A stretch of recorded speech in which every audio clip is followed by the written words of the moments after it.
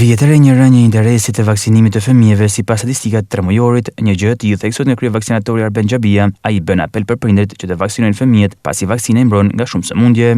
Vaksinimi i fëmijëve është stabil, domethënë, këto vitet e fundit përqindja duke llogaritur në fund vit edhe duke përmbledh gjithë ata që janë të papametën, përqindja shkon, domethënë, aty ku duhet, shkon 95%. Po duke po statistikat e 3 mujorit, ka një ramje të interesit të vaksinimit ndaj vaksinat të ndryshme që përmbledh kalendari i vaksinimit për fëmijë.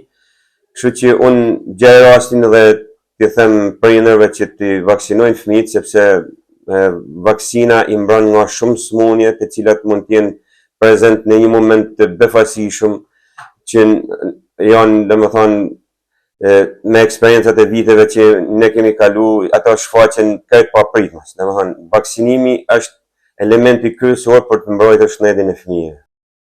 Rënje interesi vjetër sidomos për vaksinën e fruthit. Ramjet ka sidomos vaksina e fruthit, që përmbledh 3 komponent, fruthin, rubeolën dhe parotitin.